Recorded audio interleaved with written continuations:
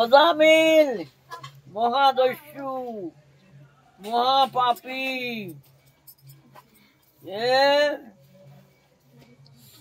তার ছেলের নাম ছিল নারায়ণ।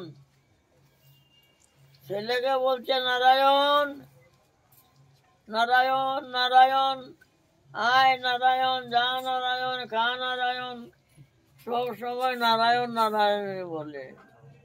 মরণ সময় পাপীকে নিবার জন্য যমদূত আইল। যমদূতকে দেখিয়া বয় পালাই গেল, বয় লাগি গেল। বিকট মূর্তি যমদূত বয় পাই গেল। বাবারে, যমদূত দেখিয়া অজামিল বয় পাইল।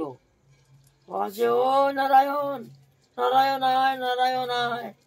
নারায়ণকে ডাকছে, নারায়ণ আয়। এটা মন্ত্র হয়ে গেল কি?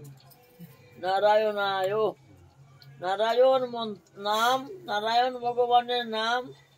আবার নারায়ণ আয়, এটা মন্ত্র। নামও হইল, মন্ত্র হয়ে গেল।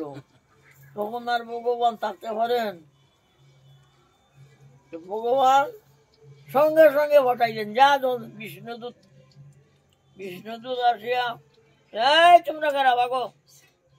যমদূতকে ভগাই দিল, যমদূতকে ভগাই দিল।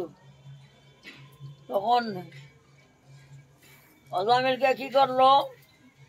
অজামিলকে কিছুদিনের জন্য ফরমাই দিল, বাসিয়া থাক।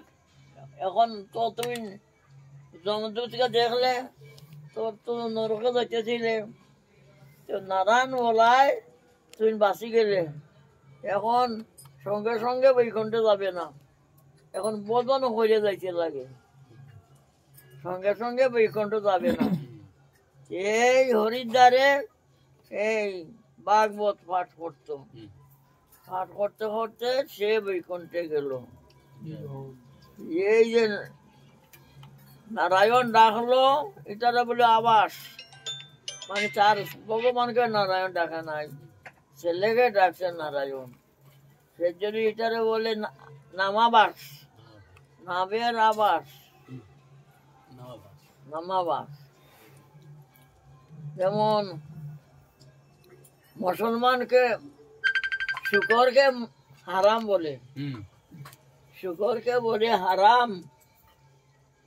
কেউ শুকরে ধরছে, হারাম রে, হারামে খাইলো, হারাম হারাম হারাম হারাম। ভগবান হারাম হারাম, ঠিক আছে, তার নামাবাস হইল না।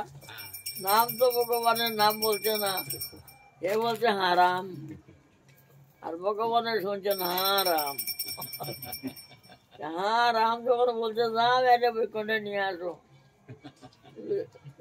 মরণ সময়ে হারাম বলছে, বলছে কিন্তু হারাম। আর ভগবানে মনে করছেন হারাম। হারাম তো বাচক শব্দ, ভগবান বাচক শব্দ। নামে,